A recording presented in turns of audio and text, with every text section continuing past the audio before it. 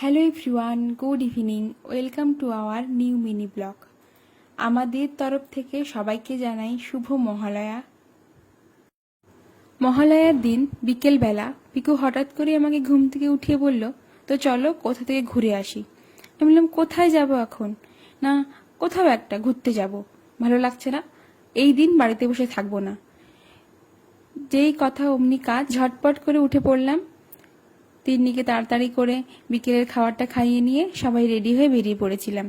কোথায় যাব ভেবে পিকু বলল, তো চলো সাউথ সিটি, অনেকদিন যায়নি, পুজোর সময় খুব সুন্দর করে সাজায়, তো চলো ঘুরে আসি। বেরিয়েছিলাম 5টার সময় আর পৌঁছেছি প্রায় 6:30 বাজে। এর আগে সাউথ সিটি যেতে কোনো দিনও এত টাইম লাগেনি। ওই দিন রাস্তায় খুব জ্যাম ছিল, এত সময় লাগছিল যেতে, আমি তো ভেবেও ছিলাম দূর, বেকার বেকার এত দূরে আসতে গেলাম, কাছে কোথাও ঘুরতে গেলেই হতো। কিন্তু পৌঁছে মনটা বেশ ভালো হয়ে গেছিল। সত্যি সত্যি ভেতরটা খুব ভীষণ সুন্দর করে সাজানো ছিল। তিন্নিও দেখে বেশ মজা পেয়েছে।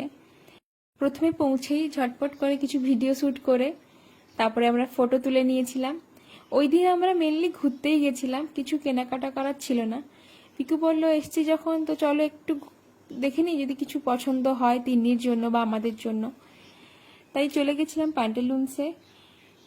টুকটাক কিছু তিন্নির জন্য কেনাকাটা করে আমরা চলে গেছিলাম ফুড কোর্টে। ঘুরতে বেরিয়ে খাবো না সেটা আমরা তো ভাবতেই পারি না, কারণ পিকু আর আমি দুজনেই ভীষণ খেতে ভালোবাসি। ওই দিন সাউথ সিটিতে ভীষণ ভিড় ছিল, ওপরে বসার জায়গা পাচ্ছিলামই না। অনেকক্ষণ ধরে ঘুরে ঘুরে ঘুরে ঘুরে একটা বসার জায়গা পেয়েছিলাম, আর তারপরেই অর্ডার করে দিয়েছিলাম আমার ভীষণ প্রিয় একটি খাবার।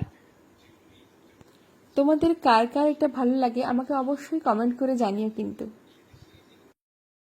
এভাবেই আমাদের ওই দিন সন্ধেটা ভীষণ ভালোভাবে কেটেছিল। তো চলো, আজকের ভিডিওটা আমি এখানেই শেষ করছি। যদি কিছু ভালো লেগে থাকে অবশ্যই লাইক করো, কমেন্ট করো, শেয়ার করো, আর পেজটাকে ফলো করতে ভুলো না কিন্তু। টাটা সবাইকে।